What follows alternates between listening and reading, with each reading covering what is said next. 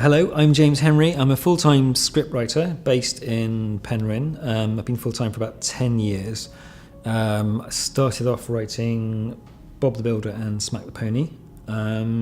Became full-time just after that with Green Wing, which was a Channel 4 comedy show. Developed various post-Green Wing things. Campus was one, and me and one of the Green Wing writers have just finished Delivery Man, which is an ITV sitcom, which is going out at the moment. And I've written various kids shows, written for Hey Duggee and kept going with Bob the Builder, and an ITV thing called Canimals, and lots of little sort of animation things, which I like doing as well as comedy. So I think the inspiration is to try and write stuff that I want to see on television, which sounds a bit trite, but there's not that much stuff that I like on telly, so I'm just trying to put out there stuff that I would watch myself. The inspiration, often when you start out, the inspiration is to write better than stuff that's out there. I think the drive to keep going is to find stuff that's really good and try and write something that's as good as that, something that's as good as Spaced or West Wing, or some of the really good bits of True Detective or something like that. And I think that's where you have to be later on in your career. You have to try and strive to get as good as the really, really good stuff. I want to do features. I'd like to. I mean, I write a lot of features scripts on spec, or I used to, but it's such a painful world of trying to get things made that are original. I'm more interested in writing original things, really doing adaptations, I guess. And most feature writing is adapting other people's stuff, which can be great, depends on the material. I just enjoy writing and coming up with my own kind of worlds and characters. So at the moment, that's easier to do in telly. But if I got asked to do the right feature thing that I thought I'd be good at, and I'd absolutely be up for that. I do find telly more creatively rewarding at the moment. I think it's probably more fun to be had. Whereas writing features is a bit high stakes, high pressure, and then you can be dropped at any moment. I think that's really it, is that with television probably strokes the ego a bit more for writers, whereas with features you are just a sort of cog in the system. What's my dream next step in my career? I would like to have sole credits on something. So with Smack the Pony I was one of a team of about 30 writers, and Green Wing one of 7, and Delivery Man one of 2, so it'd be quite nice to keep that progression going and just something it is just me. I mean, telly's never just you, because there's always producers and script editors and directors, and it's always collaborative, but I would like to have something that, for good or bad, is mine, and I've done that. So hopefully that's the next step. You should have that drive to do something that is yours, that you've created yourself. So that's kind of the projects I'm doing at the moment are, if they get anywhere, will be kind of things that are very much me, so that'd be nice to do. Have I had to compromise what I've written? Yeah, I mean, it's constant compromise. You always have to compromise. You have to pick your battles. I mean, kids television, you're always compromising because you have to run everything through compliance. So you can't have characters running across wet cement stuff, or juggling chainsaws in Bob the Builder, which is probably fair enough.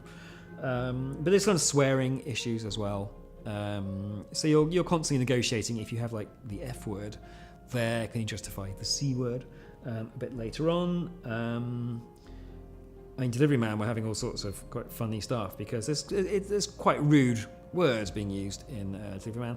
But if it's in Latin and you're talking about a part of the body that medically is relevant to the show, that's more or less fair enough. So context is very important. You're always the creative tension between you, the other writer, and the director, and ITV, and that's just how it goes. I think it's always compromise. With Delivery Man, ITV have been fantastic. They've been very kind of willing to sort of compromise and let's have our way with most things. So you're never writing in a vacuum. You're always taking notes from development people or actors as well. Actors might have their own takes on lines and on characters and stuff, which is always valid. There's always that level of working out how much to push your own ideas and how much to sort of fit in with people around you, and it's difficult, but sometimes that's where kind of the fun is as well. It's trying to negotiate someone else's boundaries and just kind of push what you want to do as well. Have I ever been asked to compromise on something and refused to compromise? I'm not sure that I have, to be honest. I've never had to compromise on anything massive, normally because you sort of establish the ground rules before you write it. If you know what time of day or night this thing's going out, and you know what kind of tone people are expecting, then you just work quite hard to keep within those boundaries. It's quite often unsuitable language. Can we have that line with a bit less sweary? Or people will say, that scene just isn't. Can we compromise on not having that scene because it's not very funny? In which case, it hasn't done its job, so I'm quite happy to lose that scene. I think I've always been quite good at knowing what they were after in the first place. But then I've mostly worked as part of a team as well, so maybe I just haven't had to make those big creative decisions. But often you're compromising on budget. I mean, someone says we haven't got the money to do such and such a thing. There's often not a great deal you can do about it. I quite like being told stuff like that, because then you have to be imaginative and find a way of making it work. And more or less constant compromise, I guess. But I don't really mind that. That's fine. It's part of the job. Could I do more serious drama for the rest of my career? I would like to balance it out with comedy, I think. Because even when I'm writing drama, I quite like to sneak some funny bits in under the line. But I guess that's writing. It's like Paul Abbott's talking about. He doesn't really write comedy. He writes drama that is quite funny. So when I write drama, I still would like it to be quite funny and quite have some. Because characters do have a sense of humour. I mean, most people have everyone thinks they've got a sense of humour.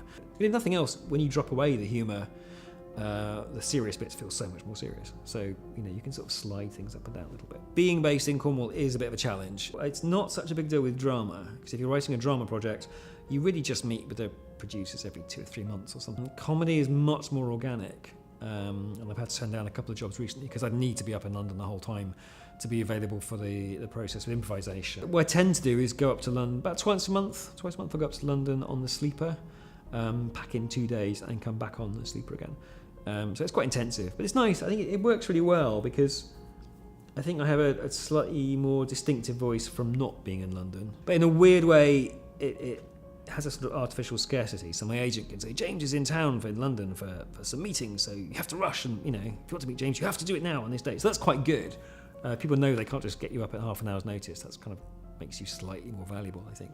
I know the way people speak down here, and I know the locations, and I know the sort of conflicts, and I can write more confidently about being down here, which not many people can. I think most people write about West Country and Cornwall with sort of outsider's perspective or a romanticised perspective. It does close down some pathways, I guess. It's very hard. I wouldn't be able to show run something in London without actually moving there. Do I have a screenwriting bucket list? I started out, I had a plan, a 5-point plan. One, write something. 2, get paid for writing something. 3 was get something published. 4 was making a living as a writer. 5 was make a lot of money as a writer and be very, very successful. So I've got as far as 4. People I look up to within the industry, Victoria Pyle, who I've worked with from the beginning already. She's just fantastic and very dedicated to making just good, intelligent comedy, and just battles broadcasters the whole time to get her own way. It's great. It's quite inspiring. Armando Iannucci, he uses a lot of people from kids' telly as well. If he likes someone and thinks they're good, he will use them. Joss Whedon, obviously, because you have to say that. I have to say that. He's great. Graham Yost, who was the producer of Justified. He seems very cool. He also wrote the original script of Speed. I found it today, which is such a great script. Pendleton Ward, who came up with Adventure Time and Bravest Warriors. He seems like an interesting chap. They just seem nice and they seem like they do a good job. They are quite gently inspiring in their own way. I listen to Nerdist Writers podcast. That's very good. Which is screenwriters just talking about the job. Work that defined me if I died tomorrow. Oh God, what a thought. 1/7 of the writing team on Green Wing is probably what would define me. The thing is, you're constantly working on so many projects and you never know which one will be on screen. Like the drama thing that I'm developing at the moment just feels like the biggest thing to me in the world. It'll be amazing and I kind of see it in my head and I think it'll be out of that. I think the comedy stuff has been the most successful, I guess.